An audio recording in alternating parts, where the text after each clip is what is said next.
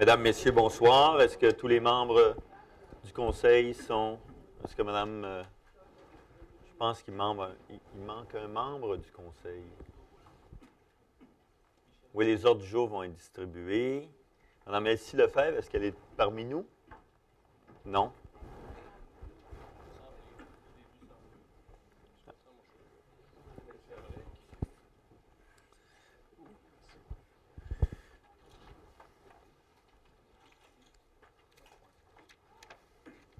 Je vais prendre quelques minutes. Il y a une membre du Conseil là, qui va joindre à nous. Je vais laisser une minute.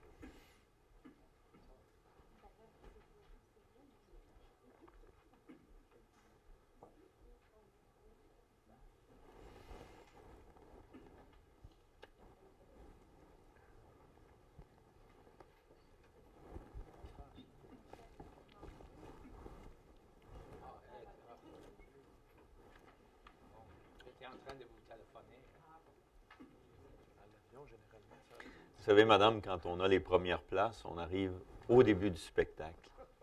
Vous vous êtes jamais fait dire ça dans un spectacle avec Yvon Deschamps? Just kidding. Bon, sur ce... Je ne voulais pas vous mettre mal à l'aise, madame la membre du Conseil. Donc, je vais vous présenter les membres du Conseil qui siègent à mes côtés. En commençant par votre gauche, donc Mme Marie Turcotte qui représente les clients du transport adapté. M. Richard Bergeron qui est conseiller municipal dans l'arrondissement du plateau Mont-Royal. M. Édouard Janisewski qui est maire de Dollard-des-Ormeaux.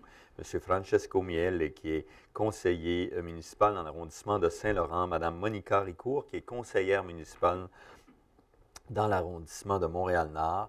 M. Carl Desrosiers qui est directeur général de la société, et à ma droite, de votre point de vue, M. Marvin Rotran, qui est vice-président du conseil d'administration de la STM et conseiller municipal dans l'arrondissement de Côte-des-Neiges, Notre-Dame-de-Grâce, Mme Claudia Lacroix-Perron, qui représente la clientèle du transport collectif qui est âgée de moins de 35 ans, M. Bernard Blanchet, enfin la clientèle jeunesse, M. Bernard Blanchet, qui est conseiller municipal dans l'arrondissement de la Chine, Mme Elsie Lefebvre, qui est conseillère municipale dans l'arrondissement de Villeray-Saint-Michel, excusez-moi, Parc Extension, Mme Sylvie Tremblay, qui est secrétaire générale de la corporation et directrice exécutive des affaires juridiques, et Mme Joanne Bernier, qui s'occupe de l'assistance au secrétariat. Comme j'ai pris l'habitude, je fais le point en début de conseil sur un certain nombre d'événements qui sont advenus depuis le dernier conseil d'administration du mois de mai. Tout d'abord, je referai le point sur les arrêts de service que nous avons connus au cours des derniers mois. La direction générale a présenté la semaine dernière, jeudi, donc le directeur général de la société avec les directeurs du métro de Montréal, un certain nombre de données factuelles sur les arrêts de service dans le métro de Montréal, les causes principales, les mesures que la STM prend et entend prendre, les cycles des 10 dernières années sur la récurrence, la fréquence de ces arrêts de service-là, est-ce que c'est plus ou moins fréquent? Et plusieurs journalistes y ont assisté, ils ont pu poser toutes les questions. Ça s'est retrouvé, bien évidemment, par la suite dans les médias pour informer la population en général. Aujourd'hui, au conseil d'administration, les administrateurs, bien sûr, qui suivent ça de très près, on fait une série de suggestions supplémentaires à la direction. Bien évidemment, les équipes informatiques sont à pied d'œuvre, mais des recommandations des administrateurs, c'est qu'en particulier les documents qui ont été remis aux journalistes, on va trouver une formule ou une forme elle était compréhensible, mais qui va permettre au public d'en prendre connaissance. Prendre connaissance tout d'abord du fait que même si les événements sont survenus à une fréquence très rapide au cours des deux derniers mois, il n'y a pas une hausse des arrêts de service, que de nombreux arrêts de service sont dus par des événements reliés à notre clientèle, les objets échappés sur les voies, tout ça, et qu'on a pris une série de mesures et on entend prendre d'autres mesures. Et on va avoir un saviez-vous que des gens nous posent des questions sur toutes sortes de sujets lorsqu'il y a un arrêt de service. Et bien évidemment, des fois, par exemple, lorsque le métro, la ligne orange ne fonctionne pas, les gens disent « Mais pourquoi vous n'offrez pas un service en surface par autobus? » Bien, ça prendrait 2 fois le nombre d'autobus au complet que nous avons, près de 3000, pour remplacer cette rame-là. Donc, à la suggestion des administrateurs, administratrices, nous mettrons sur le site Internet un certain nombre d'informations de Saviez-vous que qui avaient été rendues publiques auprès des journalistes. Tout cela pour vous dire que et la haute direction et le conseil d'administration, nous prenons ça au sérieux. Il n'y a pas à l'heure actuelle d'indicateurs à l'effet qu'il y a des augmentations de fréquence de ces arrêts de service-là. C'est des nombres comparables aux années précédentes, même en baisse. Bien évidemment, quand ça se produit rapidement ou une journée après l'autre, les gens peuvent s'inquiéter, mais le métro de Montréal fonctionne bien, va bien, et on y met toutes nos énergies. On a pris des mesures communicationnelles également, qui sont reliées donc à notre site Internet, à des comptes Twitter, à des textos, à des courriels en mode poussé auprès de la clientèle, qui vont faire en sorte que notre clientèle va être mieux informée.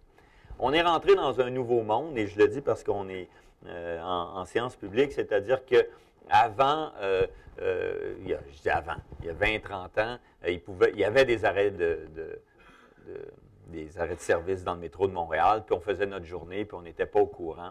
Aujourd'hui, on est sur des fils de presse personnels tout le temps. Et des fois, il est 2 heures de l'après-midi, il y a un arrêt de service, mais on est au travail, on ne l'aurait pas pris. Donc, ce qui est intéressant et important, c'est d'informer de façon pertinente notre clientèle lorsqu'elle se déplace et demander à la clientèle, donc, de se greffer à nos réseaux d'information auprès d'elle, qui leur donnent de l'information pertinente quand ils sont en déplacement. Donc, je réitère que et la direction et le conseil d'administration, nous suivons ça de très près, mais il n'y a pas présentement d'indication qu'il y a plus de fréquences et d'occurrences. Deuxième élément, il y a eu, dans le cadre des consultations que le gouvernement du Québec faisait sur la politique québécoise de mobilité durable, il y a une lettre conjointe qui a été signée par le regroupement des sociétés de transport public du Québec, la TUC, par le maire de Montréal, par le président de la Chambre de commerce, par plusieurs intervenants du monde de l'environnement, de la santé publique, pour demander à Québec, et tout particulièrement au ministre des Transports, des Affaires municipales et des régions et de l'occupation du territoire, de réinvestir dans le transport collectif à hauteur de 1 milliard de dollars par année, en prenant des sommes qui sont déjà dans une trésorerie qui a été constituée par Québec et en allouant une plus grande partie au transport collectif, à son entretien et à son développement, plutôt qu'au réseau routier et à son développement. Donc, cette coalition-là, moi, j'en étais, et la STM, nous en étions signataires par le biais de l'Association des transports urbains du Québec. Nous dévoilons notre plan de développement durable 2020. Il y a un plan qui avait été adopté par la STM dans le cycle 2007-2011, plan qui a donné des résultats. Et ce plan-ci s'intègre dans la même fourchette de temps que notre plan de développement stratégique. C'est énormément d'actions. Et la STM a placé le développement durable au cœur de son action, donc toute la dimension économique, toute la dimension sociale et toute la dimension environnementale. Ça se traduit par des petits gestes et ça se traduit par des grands gestes. Le transport collectif, je vous le rappellerai, c'est au cœur du développement durable dans la mesure où chaque jour au quotidien, des gens ont besoin de nous pour se déplacer, pour aller travailler, pour aller voir leur famille, pour aller à l'hôpital. Donc, la dimension sociale est fondamentale, les emplois que nous créons, l'accessibilité universelle que nous mettons en pratique, la diminution des gaz à effet de serre auxquels on contribue, l'électrification des transports collectifs et économiquement, bien, c'est les industries, les entreprises qu'on fait travailler au Québec. Donc, c'est un plan très intéressant que je vous invite à lire. Et puis, donc, à prendre connaissance des objectifs. Des applications uniques au monde sur notre application sur un OS de iPhone. Nous avons travaillé donc avec un partenaire qui a financé la recherche et le développement de ce projet-là. C'est STM Merci. Vous pouvez le télécharger à partir du App Store de Apple et c'est une application qui va vous donner, si vous utilisez le transport collectif, un certain nombre d'avantages, de bénéfices pour vous dire merci d'avoir pris le transport collectif. Vous pouvez donc y adhérer, vous pouvez donner votre profil de mobilité, les lignes bus ou les lignes métro que vous prenez. Ça vous géolocalise si vous le voulez. Et donc, c'est des partenaires qui sont associés à ça. À l'écran, vous voyez IGA, je crois, Saint-Hubert et le Croissant Doré, mais c'est dans différentes rubriques qui peuvent être liées au divertissement, à l'alimentation. C'est unique au monde. C'est un projet pilote avec SAP. Et donc, je vous invite à ceux qui ont cet appareil-là pour l'instant sur iPhone. Éventuellement, ça sera sur d'autres plateformes. La Feria du vélo, une petite diapositive. Vous savez, j'y étais associé lorsqu'on a créé le Tour de l'île il y a presque 30 ans, ça ne me rajeunit pas, mais à cette époque-là, la STM était déjà partenaire. Elle était associée à nous dès le début du Tour de l'île. Donc, il y a eu un Tour de l'île encore cette année, un tour de nuit, une journée à aller au boulot à vélo. Et on associe de plus en plus les étoiles du métro de Montréal, les musiciens du métro de Montréal dans l'événement avec de l'animation. Et donc, je remercie le Tour de l'île, la STM, et je remercie tout le monde qui a participé. Il y a eu des consultations sur la sécurité des piétons qui a été organisée par une commission du conseil municipal de Montréal. Nous avons déposé un mémoire. Nous avons dit plusieurs choses, mais je répète l'élément fondamental. Tous nos clients sont piétons. Donc, quand ils partent de la maison, quand ils vont à l'arrêt d'autobus, quand ils quittent le bus pour se rendre au métro ou se rendre au travail. Et la sécurité des piétons, c'est important pour la STM puisque c'est la société, les piétons sont nos clients et leur sécurité nous tient à cœur. Donc, on a proposé d'adopter une approche de corridor en matière de sécurité routière, donc les corridors très fréquentés en circulation automobile et en circulation de nos bus en particulier.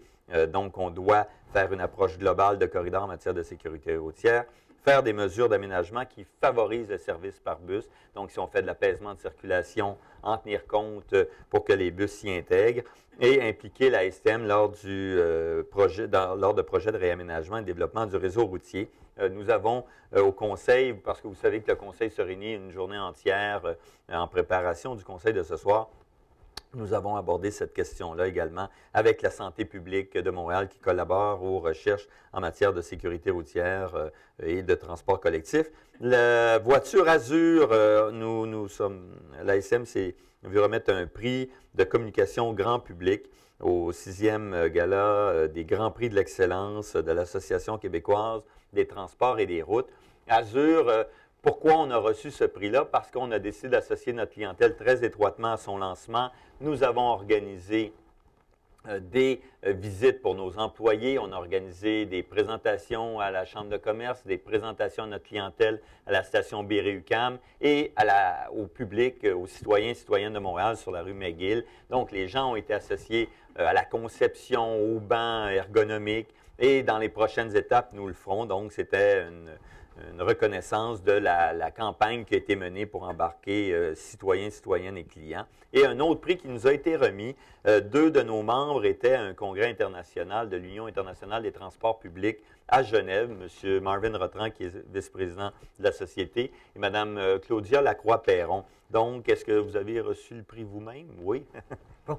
C'est un prix qui nous a été remis parce que vous savez que nous avons convenu d'une entente avec notre syndicat des employés d'entretien, une entente qui date de quelques années. cette entente-là est une entente qualitative, d'amélioration de l'entretien de notre réseau de bus et maintenant métro.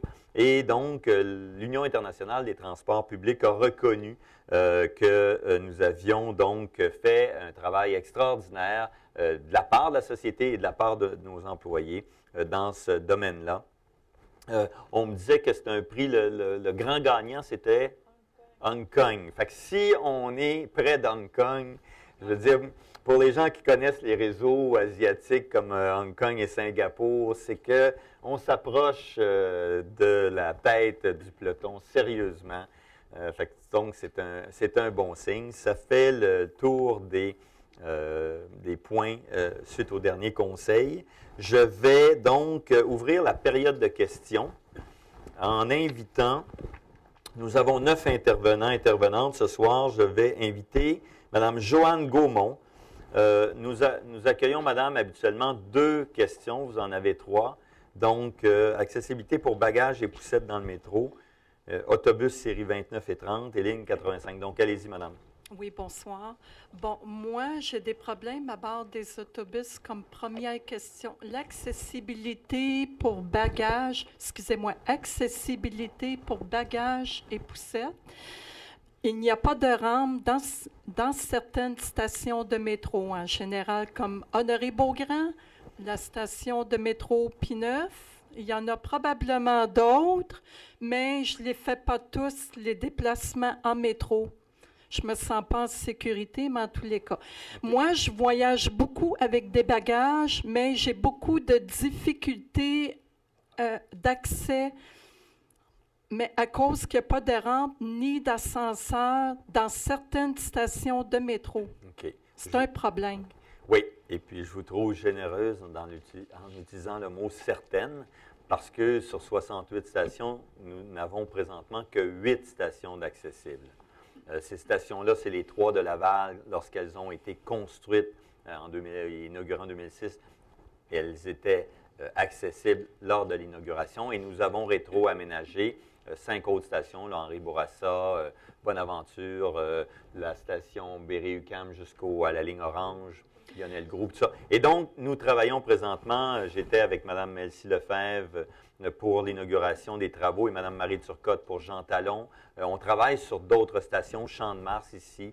Nous avons un rythme à peu près d'une station par année et demie.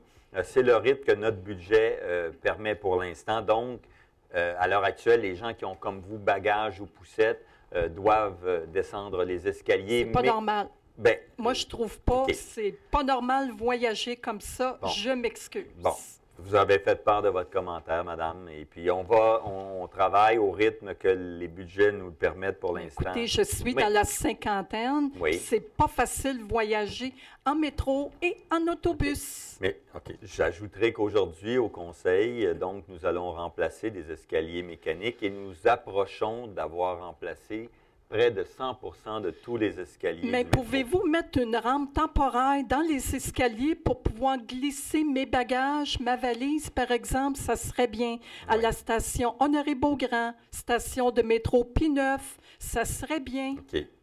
Vous en faites un... C'est pas dispendieux poser une rampe. Okay. Ce qu'on veut éviter, cependant, c'est qu'en faisant ça, on crée d'autres problèmes dans les escaliers en termes de dégagement des espaces lorsqu'il y a des oui, mais il faut penser à ceux qui ont des valises. Oui. C'est ça le problème. Mon problème, c'est ça. Je suis obligée de demander de l'aide pour transporter mes bagages. C'est pas normal. Pas du tout. OK. Donc, votre deuxième question, madame? La deuxième, c'est les règlements pour l'inconfort des autobus série 29, 30, 31. Les sièges ne sont pas ergonomiques, ils sont inconfortables pour s'asseoir. Les sièges sont trop surélevés, mes jambes sont trop courtes, je viens mal à l'intérieur des jambes et des cuisses. Okay. Inconfortable. OK. Donc ça, vous êtes tellement spécifique. Là, moi, les séries 29-30, je ne me connais pas à ce point. Le dernier. OK, c'est les nouveaux bus. Oui. Mais je vais demander à M. Desrosiers, est-ce que vous avez, il y a des... Non, je vous dirais, c'est des bus qu'on a achetés à partir de 2009. Les récents, les bancs ont été testés. Ils ont été testés avec des gens. c'est très difficile de trouver un banc où tout le monde est confortable. Est-ce que vous parlez plus des bancs qui sont à l'arrière ou tous les bancs? Tous les bancs pour les nouvelles autobus série 29. Même ceux en avant? Oui. Je sais qu'en arrière, il y avait Trop certains enjeux. Oui. C'est la hauteur du banc? Ils sont trop hauts parce que ma jambe est trop courte puis mes pieds ne touchent même pas à terre. Je suis obligée de rester debout pour voyager. Je suis dans la cinquantaine, je me répète. Je suis carrément tannée de voyager à bord des scraps d'autobus, excusez-moi le mot. Oui. C'est inconfortable. Il ne faut pas qu'ils soient sur la route. Bon. Madame Gaumont, on a pris votre commentaire là. Puis je voulais un troisième. Vous nous parlez de la ligne 85S. Oui, Est et Ouest. Est et Ouest, oui. Oui, c'est ça. C'est pour les règlements de respect envers les chauffeurs qui nous donnent des consignes de respecter le personnel STM. Je suis d'accord. Mais le problème, c'est que les chauffeurs, ils mettent la radio trop forte et moi, je suis assise en arrière. Je l'entends, oui, en arrière du chauffeur, puis je l'entends à 10 pieds en arrière. Je l'entends, c'est trop fort, la musique est trop forte. Et les usagers mettent la musique trop forte aussi. Ils ont des Walkman, ils s'entendent même pas parler, mais ça dérange tout le monde dans l'autobus. C'était ça ma troisième question. On a conduit donc on a pris également votre commentaire là, pour ce circuit-là concernant le son. On a conduit une campagne qu'on a mis sur les voussures dans les bus pour dire aux gens de baisser le son et nos chauffeurs aussi on le rappelle. Mais on vous remercie pour ce commentaire-là également. Ce n'est pas bon, les publicités affichées, non, pas du tout. Bon. Bien, je vous remercie, Mme Gaumont, Merci pour vos beaucoup. commentaires. Je vais inviter M. Lawfer. Thank you, Mr. President. I have 3 questions, but I can combine them into 2. Okay, fine. First question: is there any possibility to put a glass panel where, when the train's not in the platform, the doors don't open? This would alleviate the safety, what we have with safety. Okay. Also, the second question, which is I can bring this into number 1. Can you also tell us when we will be getting the MP10? Okay. Will it be 1 train per month, or is it going to be all in the same time? Okay. Question number 2, which is separate from, I go www.stm.info.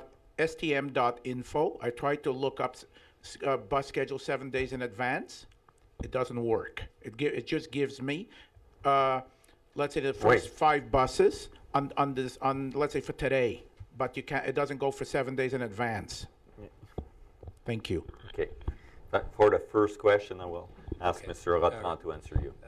Good evening. Thank you very much for coming. What you're asking for is a type of door that exists in some metro systems around the world. And in some cities like Paris, some of the lines have it and some don't have it. There's a cost to it of about $2 to $3 million per station. For us to retrofit the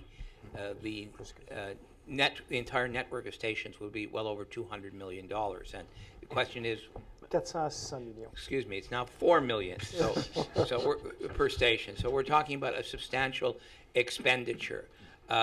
One thing I think your second part of the question is actually part of the solution. The new type of trains will be safer. First of all, there will be no gap between the cars. There'll be once you're on the quay, it's like a solid wall in front of you, and once you're inside, you'll be able to walk through the entire train. As well, it'll be better aligned with the platform. So, in other words, there's no possibility of somehow getting stuck between the platform and the train. I think that's the solution we need to go for. And as far as I understand, the cars will be arriving in phases beginning middle of 2014, then a train every month? A train per month. Okay. Yeah, I want to be quite straight on that. The first train for testing will arrive by the end of this year. The test is a time frame of 6 months to a year, meaning though as short as 6 months, as long as 1 year, meaning that the first train for passenger in service will be at the end of 2014, and then 1 train per month continuation until 2018. Okay? Yeah, which is is essentially what I said. It's because I did not understand your English. It's why. In any event, as for your second question, maybe Mr. Lebrac has some further information on this. Buses are scheduled by period. So when you go on the site, it will give you the Monday to Friday, and they'll give you the weekend. It's not by day. You don't pick, I want to know the schedule on August the 9th. It'll tell you in either direction for the whatever bus. It gives you the option of choosing your route and then choosing your direction. It even allows you by bus stop if you prefer to do it that way, or you can see all the stops on the route, and it'll tell you, well, if on Monday to Friday the bus comes at 6:05, 6:17, 6:25, etc., all the way along throughout the day, and it's the same schedule like tomorrow as a month from now on a Monday or a Wednesday or whatever day. When there is a change in the schedule in the next assignment group, it automatically populates the website and the times are changed to conform with the schedule. Supplementary, if I may. Yeah, short one, yeah. Short. When I tried the website, even before coming here, I tried the website 7 days in advance. C'est les trajets. Okay. Trajet. Veux-tu 7 répondre? days in advance. It came back. This site is not available. Okay. Le trajet pour 7 jours I will ask Madame No Lacroix. problem. It Maybe seemed that this is not an answer, but what you can do if you're looking, we're Wednesday, and if you're looking for not tomorrow but the other Thursday, you put the date of tomorrow as of Thursday, June 6th, and it's exactly the same schedule because it's a Thursday. So that might be. Yeah, that's what I solution. told him. That's right. Okay? I tried it. It didn't work. No, Okay. no, you're doing it incorrectly. Okay. Okay. If you want like a Thursday 2 weeks from now or 6 weeks from now, any Thursday is going to have the same times. Marvin's going to help you out. I bring my I computer. think Claudia is available to help on Next this. meeting, I bring the computer. OK, Thank thanks, you. Mr. Lawfer. Je vais inviter M. Sabat. OK, donc, M. Sabat n'est pas là. Je vais Oui, inviter... M. Sabat est là. Ah, excusez-moi. Excusez-moi, M. Sabat. Parce que...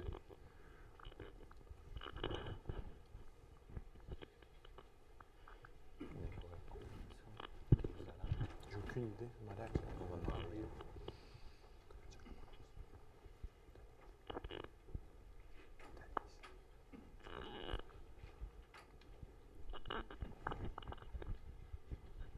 Bonsoir, messieurs, dames.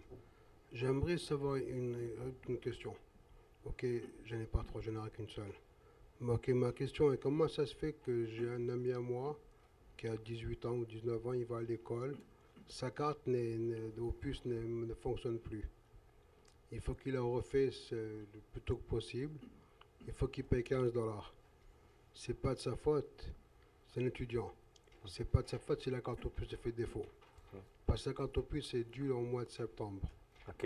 Je vais demander à Mme Vaillancourt, peut-être, de répondre. Mme Vaillancourt, qui est directrice exécutive, responsable de toutes ces questions-là, Madame. Si vous voulez, M. Sabat, on prendra le nom exactement de la personne, parce que lorsque la carte est défectueuse, habituellement, on la remplace. S'il y a eu un bris ou d'intentionnel, ou là, c'est un accident, là, c'est...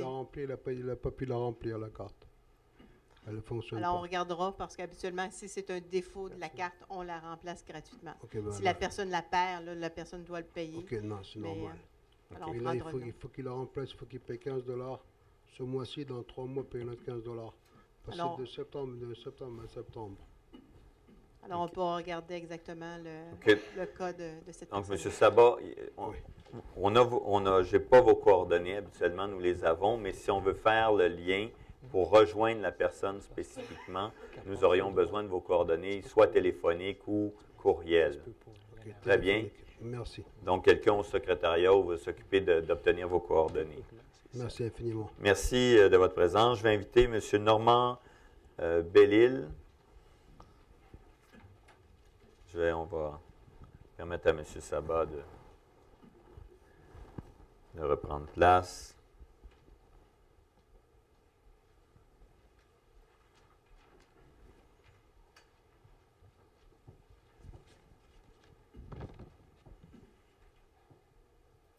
Monsieur le Président. Oui, bonjour, M. Bellil. Mesdames, Messieurs du Conseil. Ma question, c'est une question fort simple, mais avec un petit volet proposition qui va suivre. Au début du mois de mai, j'ai appris dans un reportage de Radio-Canada que la STM planchait sur un nouveau circuit express-bus 497 qui prenait Rosemont et Delorimier pour descendre au centre-ville. Vous savez probablement tous ici là, que la ligne 10, qui est le circuit actuel sur le Delorimier, lorsqu'on arrive à Rachel, on est obligé de tourner soit à gauche ou à droite. Le virage à gauche se fait présentement 3 fois sur 5 au feu rouge parce qu'il n'y a pas de feu protégé prioritaire pour le virage à gauche. C'est une intersection où il y a beaucoup d'activités, de piétons et de cyclistes. Ensuite de ça, la 10 tourne à droite sur Partenay. À l'hiver, s'il y a une tempête de neige, Partenay est presque bloqué à chaque fois, ça ne passe plus. Fait que je suis allé au conseil municipal lundi dernier, parce que je suis citoyen du plateau et de l'avenue de Delorimier, pour savoir ce qu'il en était de ce projet-là, parce que je n'ai pas entendu d'autres nouvelles par la suite. Et on m'a dit que le projet cheminait, que vous étiez en train de réfléchir à peut-être à des options, bref, à revoir le circuit. Je me demandais, ma question est la suivante, qu'est-ce qui a incité la STM à choisir Delorimier, en tout cas, à penser à Delorimier pour descendre vers le sud? OK. Donc, effectivement, nous travaillons avec l'arrondissement comme nous le faisons pour chacune des lignes. L'arrondissement ou les arrondissements concernés. Deuxième élément, la 497 s'inspire de la 427 qui circule plus au sud, sur Saint-Joseph, Saint-Denis, et qui va chercher Berry, René-Lévesque. L'idée étant de permettre aux gens dans les quartiers de ne pas avoir à se rabattre sur la ligne orange pour prendre le métro pour descendre au centre-ville. Donc, c'est des analyses qui sont faites par nos services, très fines, origine-destination, pendulaire le matin, direction centre-ville, pendulaire le soir, retour à la maison. C'est le comité de service à la clientèle de M. Rotran qui analyse ça. Donc, le chemin, c'est d'avoir le plus de personnes qui vont embarquer dans cette ligne-là, dans une proximité relative des arrêts pour que ce soit une ligne performante. On choisit Delormier avec certains critères, où est la population. Est-ce qu'elle va prendre la 45 Papineau pour se rendre à la station Papineau, ou la 10 Delormier pour se rendre à métro Papineau encore une fois, ou elle va prendre la 497. Donc, c'est cette analyse-là. Et quand vous regardez la carte, moi, ce n'est pas mon travail du tout, je regarde les spécialistes chez nous, mais vous avez tous les petits points des gens susceptibles d'embarquer, et c'est comme ça que le circuit est fait. L'autre élément, c'est que ça ne peut pas être dans les toutes petites rues, puis ça ne peut pas être un zipper, hein, ça ne peut pas être... donc, c'est les éléments qui rentrent en ligne de compte. L'arrondissement, lui, nous a fait part d'un certain nombre d'éléments également. Fait qu'on est en train de finaliser le circuit. Monsieur le Président? Oui. Si je peux ajouter brièvement. Bonjour, M. Bellil. C'est vrai, le comité, je procède à étudier un nouveau express avec le but de décharger la ligne orange. On a regardé plusieurs trajets. Le trajet sur le Delormier est optimal parce que ça fait 3 choses. Le bassin de population susceptible d'utiliser cet autobus est plus grand sur Delormier que des autres axes comme Papineau. Deuxième chose, la fréquence de service est beaucoup mieux déjà sur Papineau avec le 45 que le 10, donc il y a une augmentation majeure si l'autobus emprunte ça. Et troisièmement, c'est le temps sauvé à cause de la congestion sur Papineau. La réalité de la situation, les gens vont sauver plus de temps en utilisant l'axe Delormier. Donc, on a recommandé ça parce qu'on a vu beaucoup des avantages. OK. Donc, tout fait suite à ma question qui devient une proposition. Oui. Parce que par la suite, j'ai vu aussi dans la presse que la STM misait sur les voies réservées. Oui. Et je trouve ça absolument génial parce qu'effectivement, ça augmente la rapidité et la fluidité des autobus. Et j'ai donc ressorti de mes vieux dossiers un projet que j'avais envoyé à la STM l'année passée, qui était un projet de voie réservée sur la voie Papineau, la rue Papineau, pour la 45. Un circuit de 2,9 km qui partirait de Saint-Grégoire, après le viaduc, et qui irait jusqu'à la Maisonneuve. Déjà, le matin, dans la direction sud, c'est un arrêt interdit qui permet à ce moment-là, sur Papineau, d'avoir 3 voies. Parce que là, c'est 2 voies par le sud avec une voie de stationnement. Mais le matin, cette voie-là est en arrêt interdit, puis elle n'est pas utilisée. Parce qu'il n'y a pas de ligne, les gens sont un peu à gauche, à droite, n'importe comment. C'est 2,5, oui. Donc, je me disais, si cet axe-là, de Saint-Grégoire à de Maisonneuve le matin, devenait une voie réservée pour autobus, ça permettrait d'arriver au centre-ville beaucoup plus rapidement et sans trop de complications, comme la voie est déjà libre. Mais en plus, mon petit projet vous proposait aussi d'en faire une voie réservée de 16h à 18h. Vous allez me dire, c'est un peu étrange de se dépêcher au centre-ville le soir alors que les gens veulent en sortir. Le problème avec la 45, entre autres, c'est qu'il n'arrive pas à temps au métro Papineau en direction sud pour repartir vers le nord à cause de la congestion parce que cet axe-là est utilisé pour Papineau. Donc, souvent, le soir, à partir de Rosemont, la Papineau 45 Sud, c'est bloqué.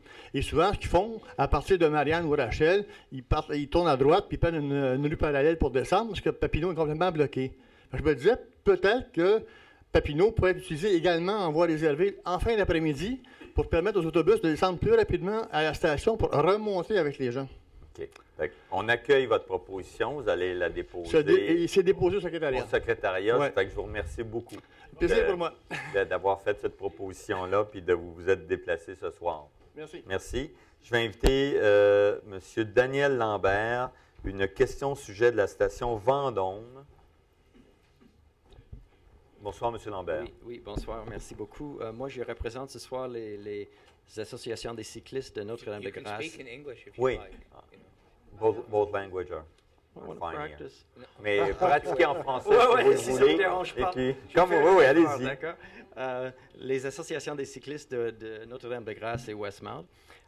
Et notre sujet, c'est vraiment les risques aux cyclistes actuellement dans la zone de Vendôme entre Claremont et de Carey, et des opportunités pour l'STM de vraiment promouvoir le vélo dans cette zone-là.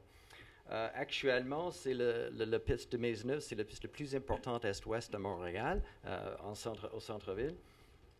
Et c'est une piste de 10 km et le 500 mètres entre Claremont et Décarie est de loin le plus dangereux de toutes, et c'est la seule zone où les cyclistes ne sont pas protégés. Et ça, c'est des risques d'autobus, des risques de camions, voitures, piétons, etc., avec aucune protection. Et avec le projet de McGill, l'hôpital, avec 12 000 personnes par jour qui vont rentrer et sortir, ça veut dire 24 000 déplacements par jour, avec la réfection de Turcot, vraiment, c'est déjà un cauchemar et ça va vraiment devenir quelque chose d'encore beaucoup plus grave. Et le problème, c'est pas actuellement, il y a 8 000 cyclistes par jour sur la piste au centre-ville, seulement 2 000 à Notre-Dame-de-Grâce et Westmount. Une bonne partie de la raison, c'est cette zone dangereuse. C'est dangereux pour les cyclistes actuels, mais le plus important, c'est que c'est un empêchement pour la croissance du cyclisme dans cette zone-là, parce qu'il y a beaucoup de gens qui ne veulent pas embarquer sur le vélo s'ils ne sont pas à l'aise, s'ils considèrent que c'est dangereux. Donc, la solution de loin la plus facile, à long terme, c'est d'enlever la piste et mettre la piste le long de la voie ferrée. Vous êtes peut-être déjà au courant de cette solution. Ça, c'est sûr que ce n'est pas pour demain. Mais aujourd'hui, à court terme, on peut vraiment mettre des mesures en place simples et pas chères pour réduire les risques d'une façon significative pour les cyclistes à travers cette zone.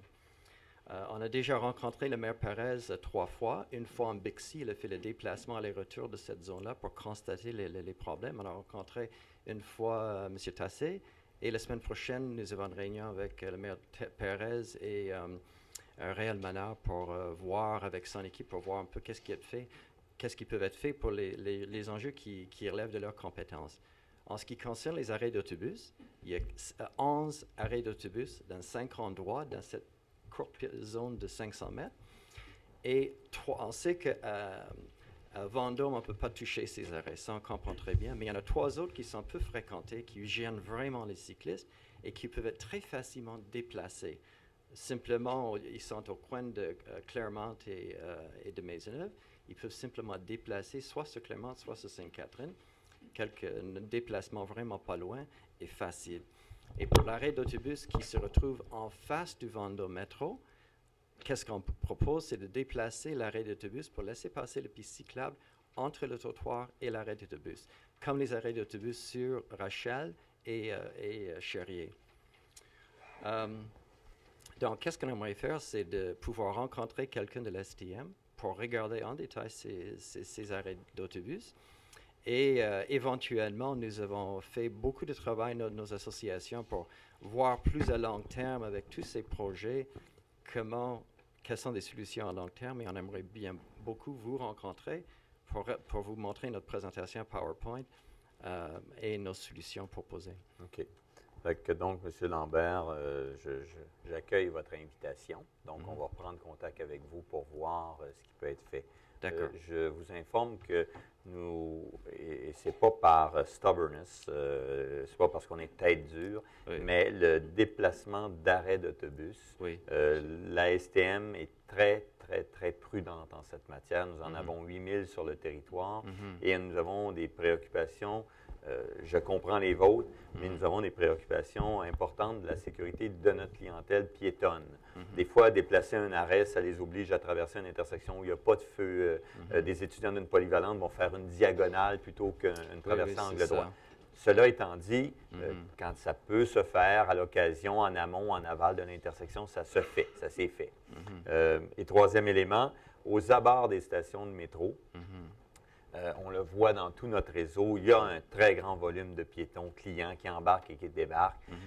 Et dans cette mesure-là, on regarde, est-ce qu'il y a des sas qui peuvent être faits, est-ce qu'il y a des places de ce qu'on appelle de garage en Français de France pour que nos bus se positionnent.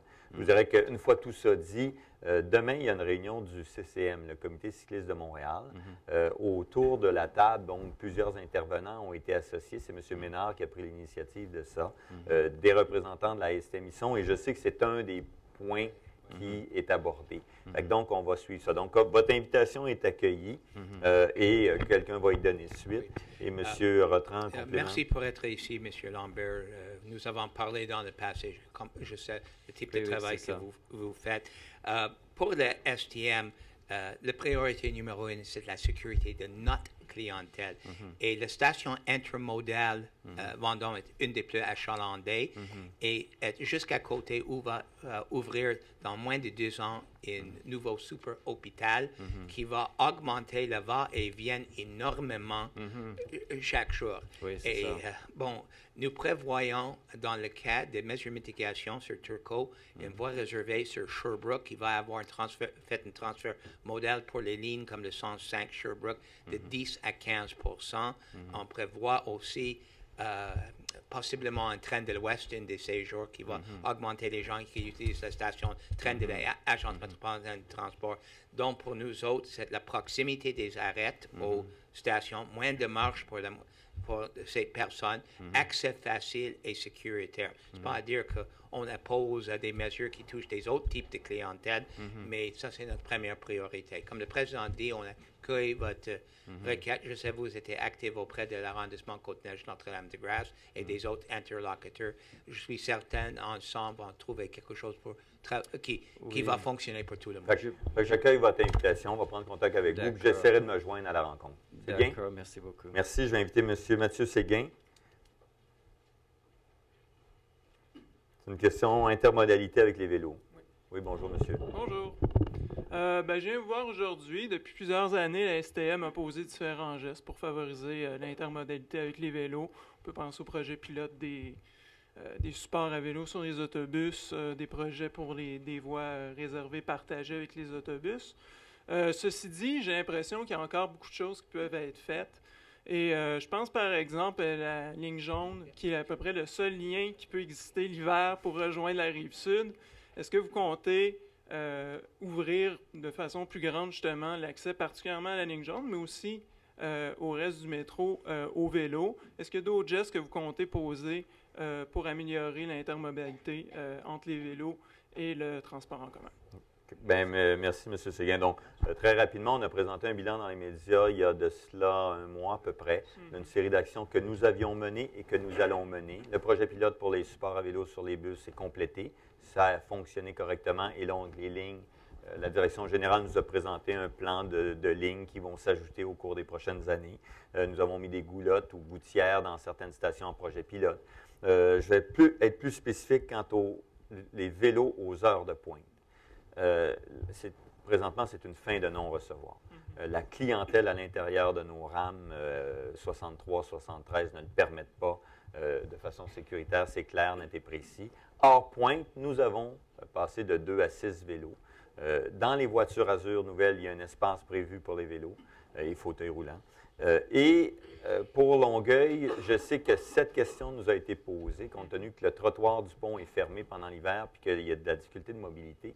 Et ça ne sera pas avant l'arrivée des Azur et le déploiement de rames plus longues, parce que c'est de la rame 6 voitures. C'est 6 voitures présentement qui est à Longueuil, pas avant d'avoir des rames 9 voitures, que ça pourrait être envisagé de ce qu'on appelle les heures des épaules de la pointe.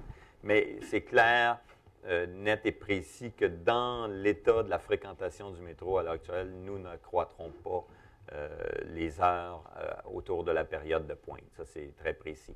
Mais je vous invite à prendre connaissance sur notre site Internet de toutes les actions qui ont été menées, les stationnements de vélos aux abords de tous les édicules, et donc le remplacement de tous les stationnements de vélos également. On est sensible à ça, mais c'est pas avant quelques années, clair, net et précis, pour la ligne jaune. C'est bon? C'est bon. Très bien. Je vais inviter M.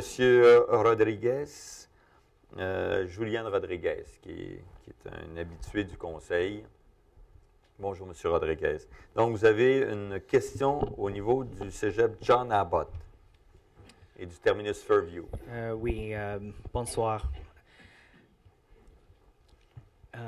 J'aimerais les proposer une suggestion pour la possibilité d'étudier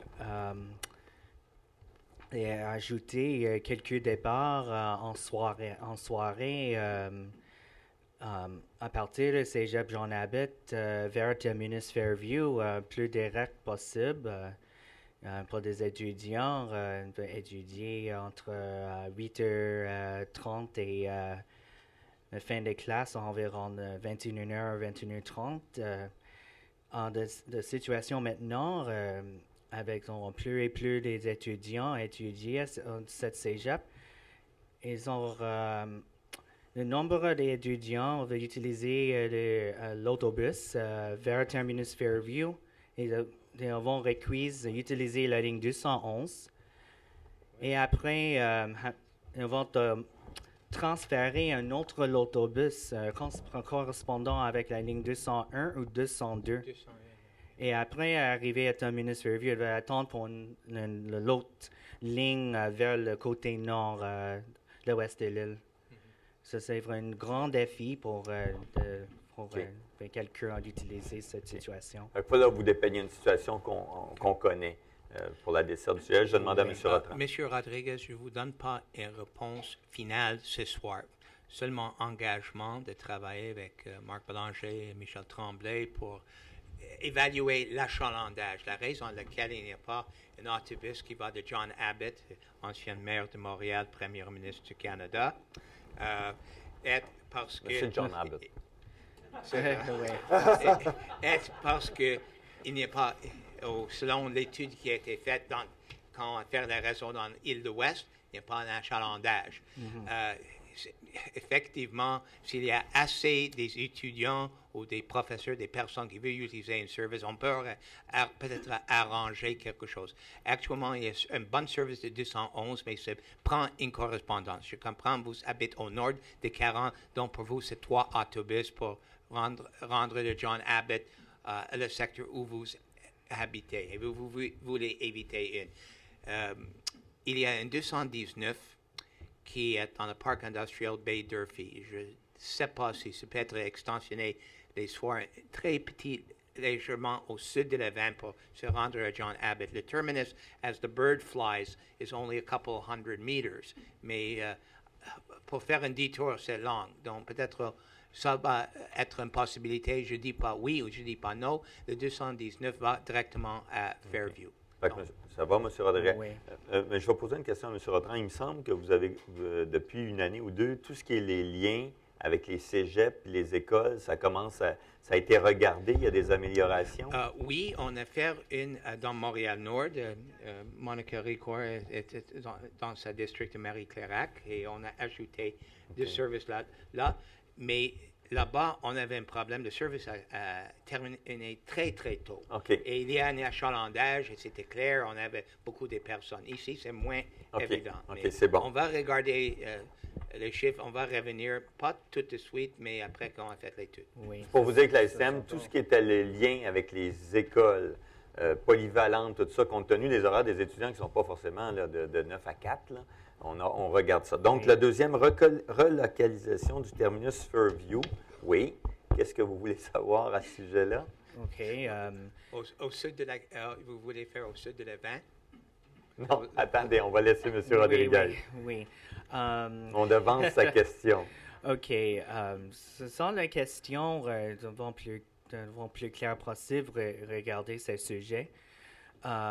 Mais devant les conditions existantes maintenant, au centre commercial Fairview, ça va congestionner avec des autobus à heure de pointe. Quand tu es devant de chercher des solutions temporaires. On va vous expliquer là, ce qui s'en... Vous avez tout à fait raison. Ça, on va vous expliquer. Oui, M. Rotran va vous dire qu'est-ce qui se passe avec ce terminus-là. Effectivement, on regarde une relocalisation actuellement. Je ne sais pas ce qui est public et n'est pas public, donc je ne prononce pas, mais on regarde des sites aléatoires, soit pour être en complément des sites actuels ou pour le remplacer.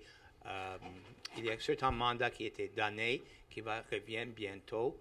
Il y a un coût à ça. On a examiné les coûts.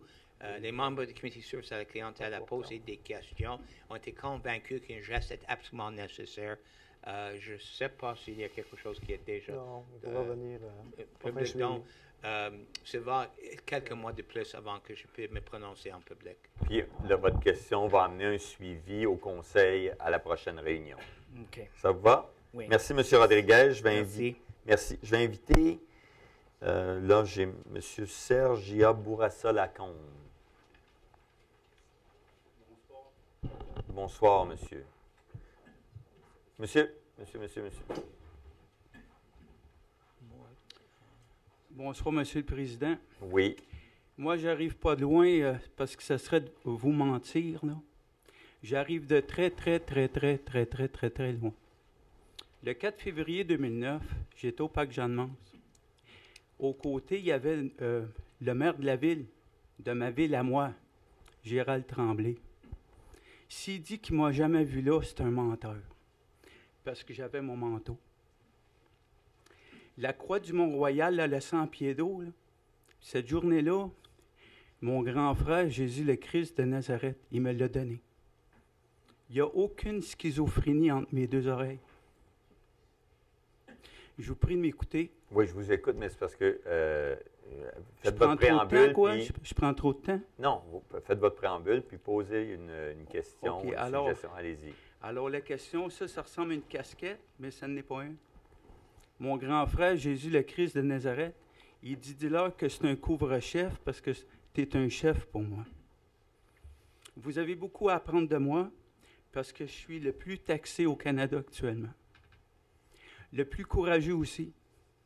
Je suis plus courageux que le 14e Dalai Lama. Parce que moi, je suis revenu dans mon pays après 2 exils. Puis je veux rester ici. Puis j'ai été dressé contre 4 mafias. Bon. M. Bourassa-Lacombe. Ça, c'est le préambule. Oui, c'est la question que j'aimerais que vous me posiez. La question, c'est que moi, la question que je veux vous poser, M. le Président, là, dans votre transport en commun, avez-vous le goût de diminuer les maladies mentales ou les augmenter? La réponse est dans la question. Monsieur. Alors, si vous voulez vraiment les diminuer, faites enquête sur qui je suis. Okay. Vous prenez mon nom de famille, Google, Facebook, YouTube et Twitter. Oui. Puis vous mandatez des gens de la STM là, assez importants là, pour venir visiter mes bureaux au 3265 Boulevard Langelier, appartement 2. Mon adresse est sur mon site Internet. Bien, vous nous l'avez donné ce Oui, soir. mais c'est parce que j'ai pas peur de personne. Non, mais armée, pas armée, police, pas police. Non, mais c'est une pratique ici. Fait que donc, on a répondu à ce que vous faites. Ben moi, ce que je vous lance comme invitation, oui, c'est que vu que j'ai été le plus taxé, là, le temps est venu de me détaxer. Puis ceux qui vont faire ça le premier, qui vont avoir le courage de faire ça en premier, là, ils vont être bénis. Bon. C'est ça que je veux dire. Je peux vous dire qu'en prenant le transport collectif, monsieur, vous êtes beaucoup moins taxé que si vous preniez une automobile. Déjà, c'était un gros plus. Non, je vous parle pas de... Quand je vous parle de taxer, là, je vous parle pas au niveau impôt. Là. Ah, OK. Bon. Moi, je vous parle là, au niveau torture. Ah, oh. Ben, Persécution. Écoutez, je vous remercie d'être venu ce soir puis de nous avoir... Au niveau Oui. moi, je suis venu, mais pas en vain, là. Oui, non pas en Au vain. niveau intervenant psychosocial, vous avez devant vous, là, le meilleur au monde. OK. Le meilleur au monde. Et c'est mon grand frère encore, Jésus le Christ de Nazareth, qui me demande de vous dire ça. Bon. Ben, Merci beaucoup. Merci d'être venu ce soir là, puis de nous avoir fait part de ça. Je vais inviter le dernier intervenant, M. Maxime Denoncourt. Donc, M. Denoncourt, c'est une question, il est indiqué métro Vendôme. Oui, bien, on reste dans la même veine, en fait, parce que moi aussi, je suis cycliste et je passe tous les jours au métro Vendôme. Oui. Et considérant toute la préoccupation de la sécurité pour la STM, vous parlez de vos usagers, je revenais sur l'idée de déplacer les arrêts qui sont à la hauteur de Claremont et Maisonneuve. Qu'est-ce que M. Lambert nous mentionne? Bien, ce qui a été invoqué, puis je pense Oui. que ça serait vraiment Oui. important parce que de toute façon, on parle d'arrêts effectivement qui ne seraient que déplacés sur le coin de la rue. Donc vraiment, juste faire le tour de l'intersection, ça enlèverait 4 lignes d'autobus, ben, 2 sens. Oui. Donc, ça serait vraiment important de le faire. À la limite, j'ai entendu la réponse que vous avez donnée. Mais On a accepté l'invitation que M. Lambert nous faisait. On va l'importance prendre contact avec lui. Je vais essayer d'y être personnellement et qu'on va regarder ça. Mais avec M. Rotran et tous les membres du Conseil, on le répète, ce n'est pas parce que nous sommes contre, mais nous sommes prudents quand nous faisons ce type de modification-là. Mais on va être présent. C'est parce que ça aurait été une situation particulièrement simple à régler. OK. Donc. Fait que je vous remercie, M. Denoncourt. Donc, ceci met fin à la période de questions. Je vais donc appeler... les membres du Conseil me faisaient remarquer que, bien évidemment, quand on passe à travers les points du Conseil le soir, ça peut sembler pour ceux qui nous écoutent en web diffusion ou les gens qui sont présents dans l'Assemblée publique relativement expéditif, mais il faut que vous sachiez que tous les membres ont pris connaissance de tous les documents plusieurs jours à l'avance. Toutes les propositions qui sont ici, la grande majorité ont été vues par des comités du conseil d'administration et de la haute direction. Et nous avons passé la journée, habituellement nous passons toute la journée, à revoir une dernière fois chacun des articles qui sont adoptés ce soir. Donc, j'appelle l'article 1. Adoption de l'ordre du jour de la présente Assemblée en ajoutant l'article 14.5. Je propose. J'appuie. L'article 1 est adopté. J'appelle l'article 2. Approbation des procès-verbaux des assemblées tenues les 1er et 22 mai 2013. Je propose. J'appuie. L'article 2 est adopté. J'appelle les articles de la rubrique 3 de 3.1 à 3.5. 3.1. Adjudication de contrat à groupe GEMEC et Michel Goyer pour la fourniture de camions. 3.2. Adjudication de contrat à Albi Ford Lincoln Joliette, Jacques-Olivier Ford, Hull Toyota et L'Éveillé Toyota pour la fourniture de divers petits véhicules routiers et fourgonnettes. 3.3. Adjudication de contrat à New Flyers Industrie Canada pour l'acquisition de sièges et de ceintures USSC. 3.4. Adjudication de contrat à Amel Chevrolet Buick GMC et Chartrand Ford pour l'achat de diverses pièces. Et 3.5. Octroi d'un contrat à ACS pour le remplacement des accepteurs de billets de banque des distributrices de titres. Oui, c'est bon. Je propose. J'appuie. Donc, les articles 3.1, 3.2, 3.3, 3.4 et 3.5 sont adoptés. Je vous informe qu'à l'article 3.2, dans le cadre de la politique de développement durable dont je faisais part tout à l'heure, qui est adopté dans une perspective 2020, nous faisons l'acquisition de véhicules électriques et de véhicules hybrides pour nos petits véhicules. Et dans le cadre de 3.5, billets de banque distributrices automatiques de titres, c'est des coûts qui sont à la charge de la STM pour adapter nos machines pour les billets en polymère de 5 et 10 $ qui vont être introduits par la Banque du Canada. C'est ça. J'appelle les articles 3.6 à 3.10. 3.6. Autorisation d'exercer l'option de renouvellement du contrat de 3M Canada pour la fourniture de pellicules anti-graffiti. 3.7. Octroi de contrat à SAP Canada pour l'acquisition, le support et l'entretien de nouvelles licences SAP. 3.8. Adjudication de contrat à Bell Canada pour l'acquisition de produits Cisco. 3.9. Autorisation d'augmenter l'enveloppe budgétaire d'approvisionnement à long terme avec Cummings S du Canada. 3.10, approbation de la cession de contrat de Transmontagne Marketing à 1714 141 Alberta pour la fourniture de carburant diesel et biodiesel. Je les appuie. Donc, les articles 3.6, 3.7, 3.8, 3.9 et 3.10 sont adoptés. J'appelle l'article 3.11. 3.11, adjudication de contrat à divers fournisseurs pour la fourniture d'accessoires d'éclairage. Je le propose. Je l'appuie. L'article 3.11 est adopté. J'appelle les articles de la rubrique 4 de 4.1 à 4.4. 4.1, autorisation d'exercer l'option de renouvellement des contrats de IMO Design 3D et JC Conseil pour la gestion de projets d'aménagement. 4.2, adjudication d'un contrat à Veolia S Canada Services industriels pour le transport et l'élimination des matières dangereuses. 4.3, adjudication d'un contrat embellistation à les entreprises C. Dubois pour les stations Saint-Laurent, Acadie et Parc. 4.4, autorisation d'augmenter l'enveloppe budgétaire du contrat de CPU Design pour la fourniture et l'entretien d'équipements informatiques. Je propose. J'appuie. Les articles 4.1, 4.2, 4.3, 4.4 sont adoptés. Je rappelle qu'à l'article 4.3, le programme Embellistation est un programme qui s'effectuera autour des stations Saint-Laurent, Acadie et Parc, peinture, revêtement extérieur, trottoir. Donc, ce n'est pas des grosses infrastructures, mais notre clientèle apprécie. J'appelle les articles de la rubrique 5, de 5.1 à 5.4. 5.1. Autorisation de modifier la composition du comité de sélection pour des services professionnels visant la gestion et l'envoi d'une infolette électronique mensuelle. 5.2. Adjudication d'un contrat de service spécialisé à CGI pour la mise en place du programme de sécurité des TI. 5.3. Résiliation et octroi d'un contrat de service professionnel à Gesti Physicis pour un médecin consultant et directeur médical.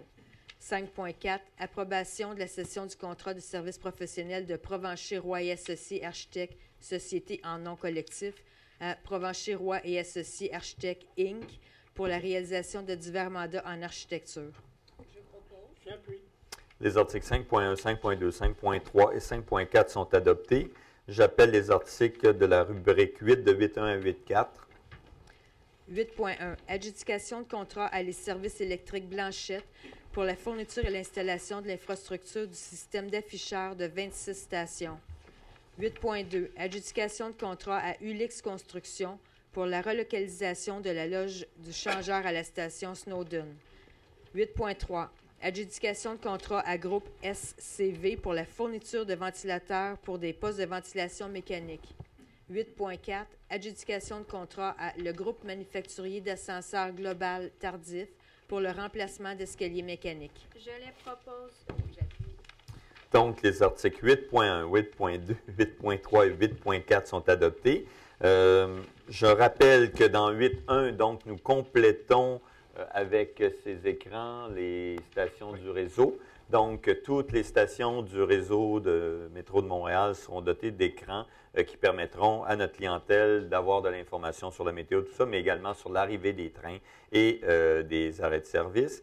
Et je rappelle qu'en 8.4, c'est un travail, je le disais tout à l'heure, qui est relié à l'accessibilité universelle. Les stations qui sont profondes, qui ont des escaliers mécaniques qui ne fonctionnaient pas bien, on est presque à 100%. Là, il reste du travail sur la ligne bleue là, que nous faisons avec ce contrat-là aujourd'hui. J'appelle les articles de la rubrique 9 de 9.1 à 9.3. 9.1. Adjudication de contrat à les solutions d'Orspec pour la fourniture de cadres et de porte-papillons. 9.2. Approbation du protocole d'entente de construction avec l'immobilière Banque nationale pour la réfection de l'accès Vigée, station Square Victoria. 9.3. Adjudication de contrat à CMS Entrepreneurs généraux pour la réfection du poste auxiliaire Bon Secours. Je propose. J'appuie. Les articles 9.1, 9.2 et 9.3 sont adoptés. Je rappelle qu'en 9.1, donc c'est des, on dit solutions d'Orspec, c'est des portes papillons. C'est des portes qui permettent, par l'effet de bascule, d'accéder plus rapidement aux édicules et d'éviter l'effet de pression et de piston. Et c'est des portes qui sont parfois munis de mécanismes d'ouverture automatique. Lorsqu'il y a un ascenseur. Lorsqu'il y a un ascenseur, pour l'accessibilité universelle. J'appelle les articles de la rubrique 12, 12.1 à 12.5. 12.1. Autorisation d'une enveloppe budgétaire pour la location d'espaces de stationnement avec la Société Parc Auto du Québec. 12.2. Autorisation de conclure un bail avec le Déménagement industriel du Québec pour la location d'un espace pour l'entreposage de transformateurs et de cabinets. 12.3. Approbation et rectification de la valeur d'échange média pour l'utilisation de temps d'antenne sur le réseau de panneaux d'affichage télévisuel dans les stations. 12.4. Approbation d'un acte de servitude de passage avec la Bibliothèque et Archives nationales du Québec. 12.5. Modification à l'entente de rétrocession du contrat de cession des biens relatifs au prolongement du métro de à Laval. Je les propose. J'appuie. Donc, les articles 12.1, 12.2, 12.3, 12.4 et 12.5 sont adoptés. 12.1, donc, c'est des espaces de stationnement que la STM a besoin pour ses véhicules de service. J'appelle les articles de la rubrique 14, de 14.1 à 14.5. Il y a des approbations différentes, il me semble, pour ça. Surtout pour 14.2, hein, je pense que c'est... donc, est-ce que je vais appeler 14.1, là, puis je vais voir à la suite. Pour 14.1. 14.1. Autorisation d'obtenir un permis de voirie pour le poste de redressement ANSIC. Je propose. Je l'appuie. Je propose. Ça, c'est pour 14.1. Donc, c'est adopté pour 14.1. Et je vais appeler 14.2. 14.2. Prendre acte du rapport de développement durable 2012. Je propose. C'est bon, Marvin. Et c'est Elsie Lefebvre qui l'appuie. Parfois, des membres du conseil tiennent vraiment spécifiquement. Il y a 2 MR. OK. Ah, OK. Fait que donc, c'est bon. Fait que 2 MR, excusez-moi. Il y a des membres qui tiennent. Et dans ce cas-ci, c'est le plan de développement durable là, qui a été présenté. Donc, les 14.3, 14.4 et 14.5 qui s'étaient proposés, c'est Marvin Rotran et qui va être appuyé d'Édouard, c'est ça? C'est ça. C'est bon. Donc, j'appelle les articles 14.3, 14.4 et 14.5, madame. 14.3. Prendre acte du dépôt du rapport d'activité 2012. 14.4. Adoption des modifications à la politique corporative PC 4.09, gestion contractuelle. Et 14.5. Renonciation à la prescription relative aux factures visant la quote-part pour les frais d'exploitation de certains stationnements incitatifs. Ça, je propose. Marvin Rotran propose. Et Édouard Janilewski appuie. 14.3, 4 et 5 sont adoptés. Juste un instant, donc, je vous invite, tous et toutes, et ceux qui nous suivent en web diffusion, à prendre connaissance du rapport de développement durable 2012. Le conseil d'administration tient à féliciter chaleureusement toute l'équipe qui a travaillé, et en particulier qui a piloté ça au développement durable, Monsieur Michel Bourbonnière. Et pour le rapport d'activité, j'invite également les citoyens et les citoyennes à en prendre connaissance. C'est le rapport de toutes les activités de l'année 2012 qui sont disponibles sur le site Internet. Ceci met fin à l'Assemblée du Conseil d'administration, l'Assemblée régulière du mercredi 5 juin 2013. Merci beaucoup d'avoir été avec nous. Merci.